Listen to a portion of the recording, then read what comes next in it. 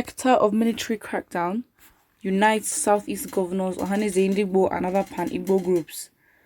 The link between Southeast governors and Ndigbo with the federal government appears to be sagging dangerously, following mutual suspicion over what the federal government intends to achieve in Igbo land, using the military and other security operatives in the area.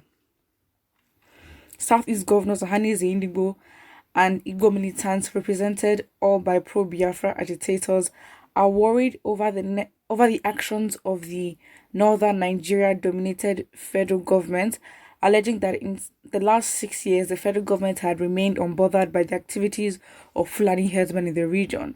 Across the southeast, the military and other security operatives have dominated the area in search of Ipob members and pro-Biafra agitators, following gunmen attacks on prison, police, and military facilities in the area. In what has been described as a revenge plan by the federal government against the Igbo for resisting open grazing and rejection of the National Livestock Transformation Plan, the federal government has allegedly given security operatives order to shoot on sight, an order strongly opposed by Ohanaeze, Ndigbo and other ethnic nationalities in Nigeria. Wow. The alleged plans for a military onslaught against Igbo, in addition to the perceived marginalization against the people of the area, was said to be capable of revisiting the event that played out during the Biafra-Nigerian Civil War of 1967 to 70, in which over 3 million people of Igbo extraction were said to have died. President Buhari on Tuesday held a meeting with the service chiefs and the Inspector General of Police at the Presidential Villa, Abuja, telling them to adopt security measures in the southeast and south-south geopolitical zones of the country. There are indications that traditional rulers of the southeast extraction have been made targets for arrest by security operatives with a view to extracting useful information from them, warning that monarchs should distance themselves from the activities of Ipob and ESN. Okay, Southeast governors with Ohanaeze Ndigbo since the 8th of July 2018 have reportedly rejected pressures by the federal government to provide land in their respective states for cattle ranch. Oh, that's like the whole Ruga scheme, all right? So of course, hopefully the because again sometimes it's easy for us to see like some Igbo governors are not necessarily with the people, because obviously it's like, how can you side with your oppressor that literally killed almost your people? Do you know what I mean?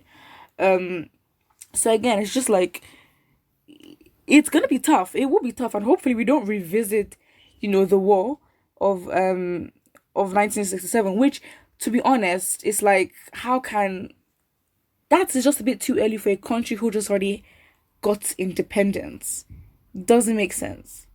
So yeah, I think that's basically just what it is. Let's have a look at the comment section, because again, it's like, what can they do? Because honestly, I'm happy, because we are now being very sensitive to the fact that how can we trust a government that literally wiped out a huge number of indigenous people from Biafra? That is crazy. And yeah, Ohanaeze, Ndigbo, all the other groups, they need to watch out. They need to, because again, it's like, I don't know why Buhari would literally want to give orders for a part of the nation that is relatively very peaceful in comparison to where the terrorist attacks are consistent.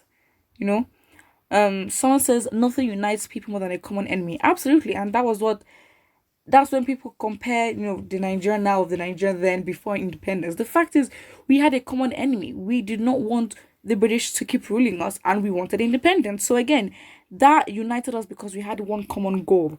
I don't think we thought about what would happen after. However, you can argue that we knew what was going to happen after, but then it's like, the people who signed the contracts and agreements, what basis did they sign them on, and why?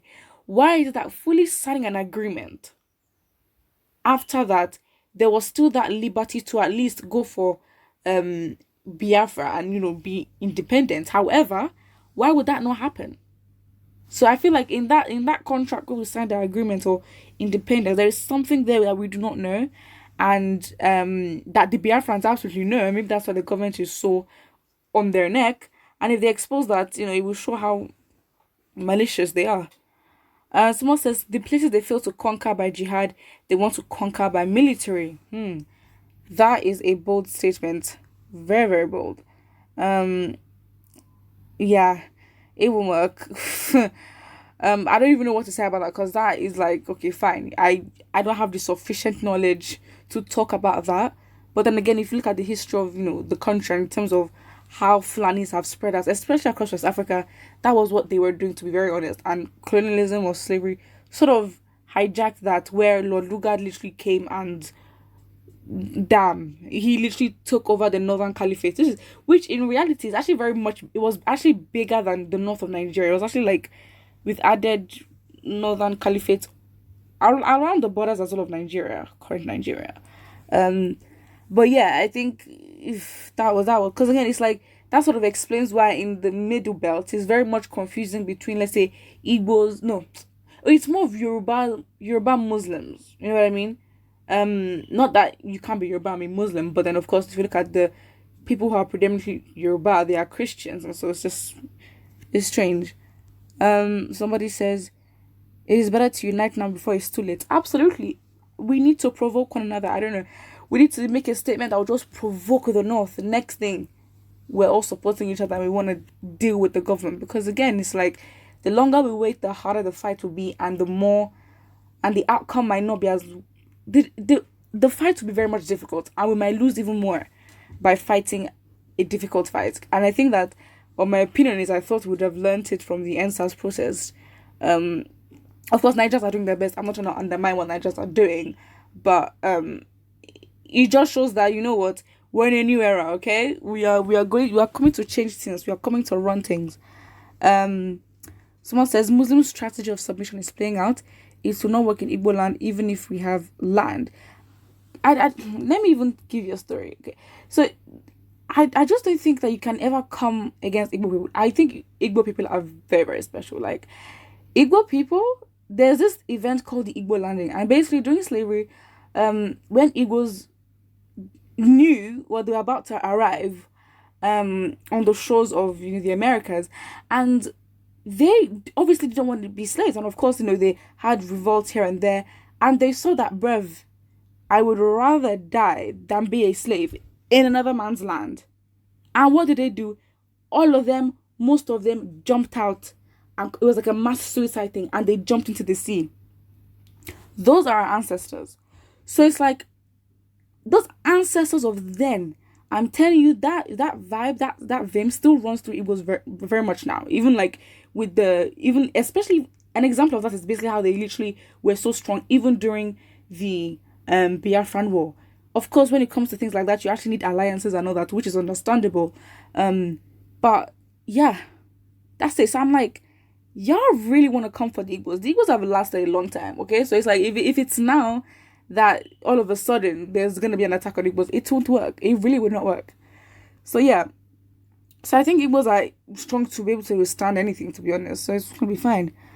So put what you think about this in the comment section below. And don't forget to like and subscribe.